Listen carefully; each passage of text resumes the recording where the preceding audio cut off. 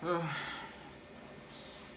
Good morning, good afternoon, good evening, depending on where you're watching this live stream from. It's your little brother, or your senior brother, or your junior brother, or your uncle.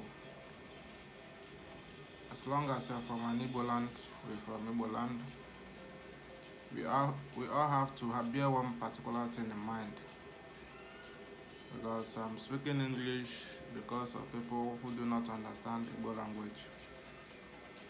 You understand?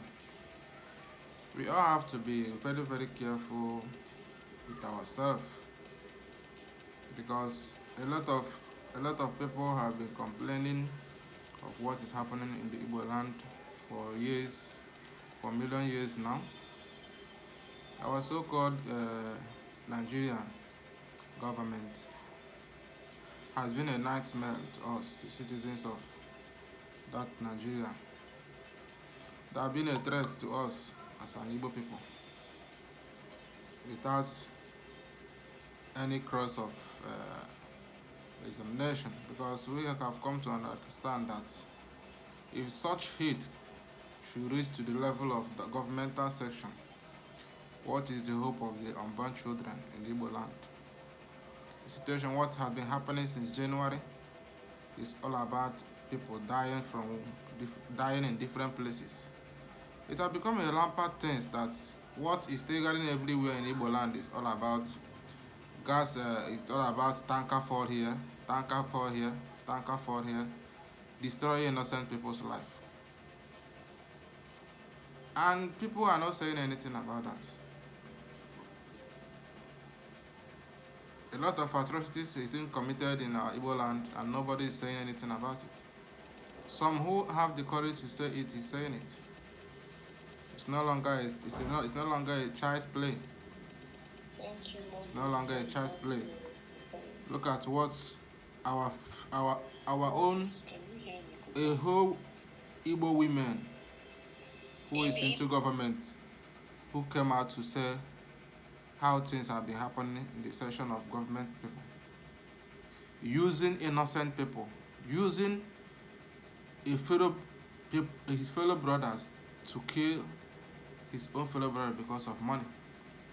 They will recruit them, give them money, equip them with weapons to go and fight their own brothers because of money, because of wealth, because of fame. Tomorrow they will say, we are one Nigeria. Life is not how we say it. Everybody in this world will still die, no matter being who, no matter being a rich man, being a poor man, whoever you are. Life is not that easy. If you think that you're a rich man, that you have everything you want, there are some things you don't have. You don't have the power to revive your dead whenever you sleep and you couldn't wake up. You don't have the power to do so. So whoever is doing anything, claiming that I have power, if I'm moving around as a rich man, I go around with 500 policemen, 20,000 military men. All those things ends the day you sleep and you couldn't wake up. Some people have made it a play of rage that they can no longer have the sympathy of humanity in themselves, in their heart. The way they delete their fellow human being, the way they buy the life of their fellow human being, the way they destroy the reputation of their own brothers and sisters. And they will come out tomorrow, they will say, I have the power to do this, there's nothing you can do.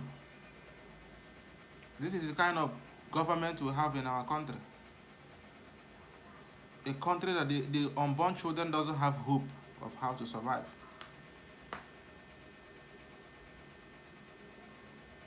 Everywhere in Igbo land is a mess.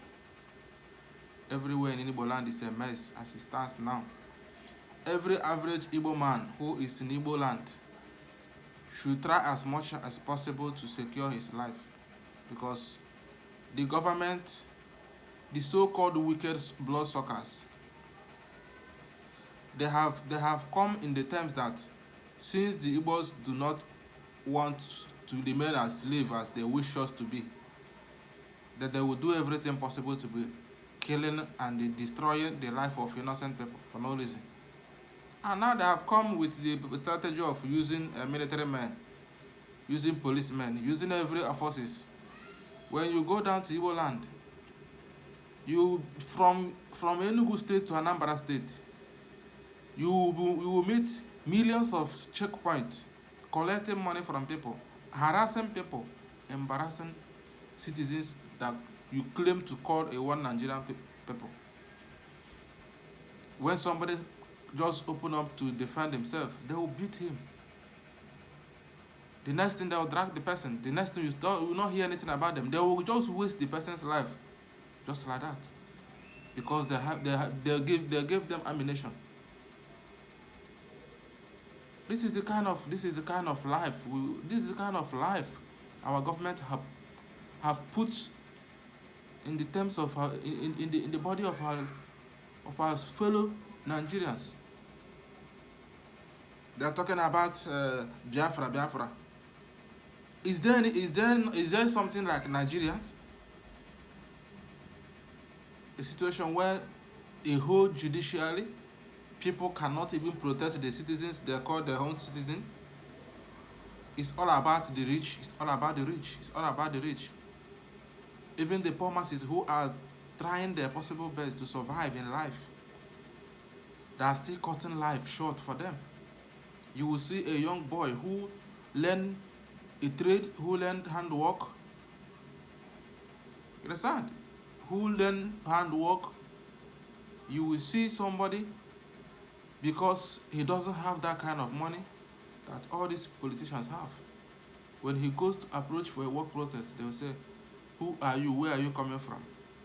Who is your father? Who is your godfather?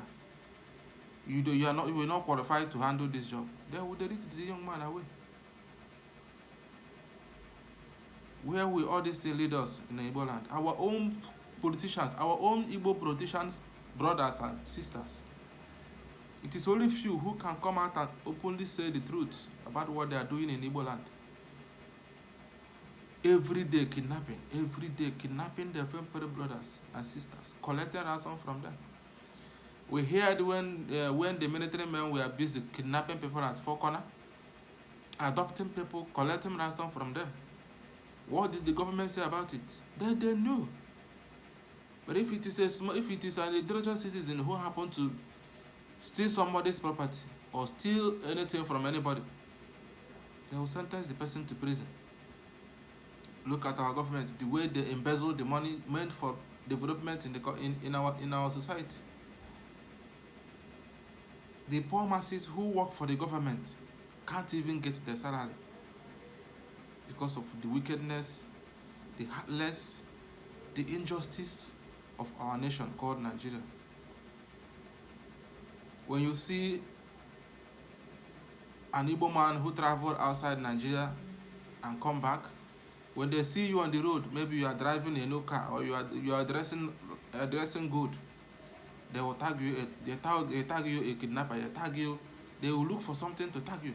The next thing they will care, this is them, the Yahoo guys. This is them. They don't even know what you do. They don't even know how long you have been struggling outside this country. They don't even know the kind of job you have been doing to survive, since your country could not provide any job for you.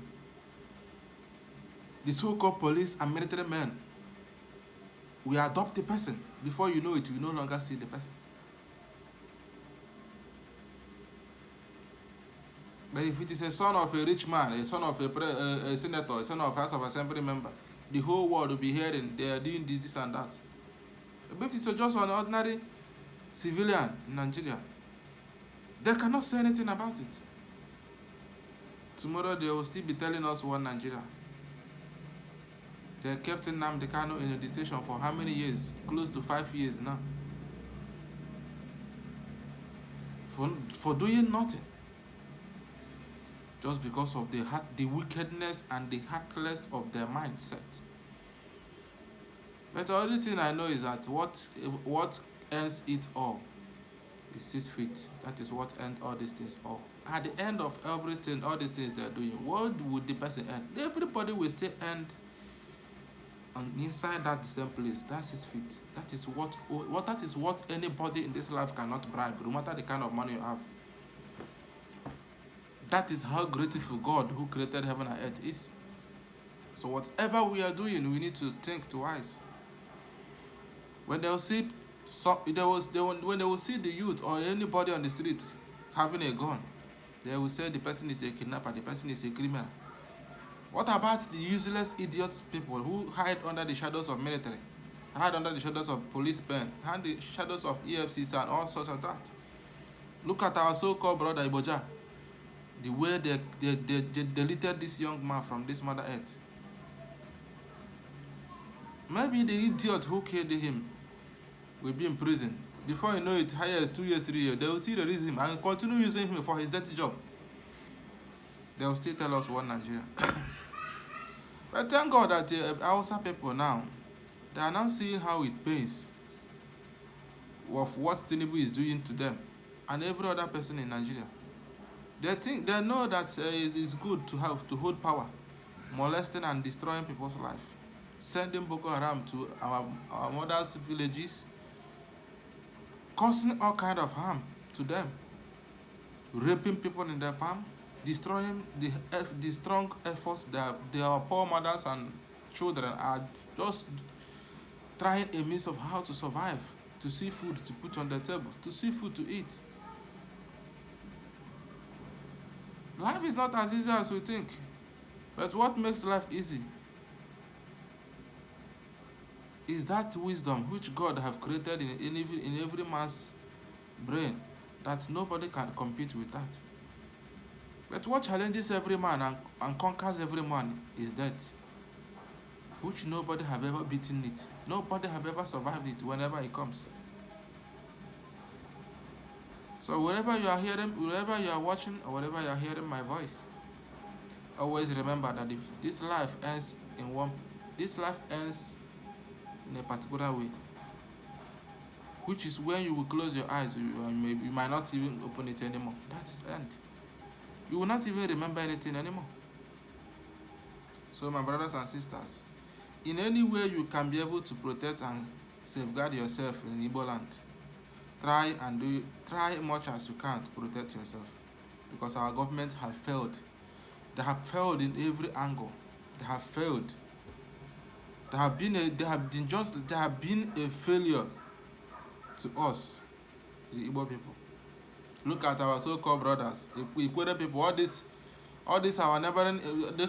Sometimes I will just laugh because of politics, because of dirty, Itish called politics, killing their fellow brothers because of money. It shall always, whatever they sow, so shall they reap one by one. Their children will test it. All these atrocities they are committing in the head of Igbo people, their children, wherever they are in the whole world, they will all test it one day. Whether they have money, wherever they are, they will still feel the pain.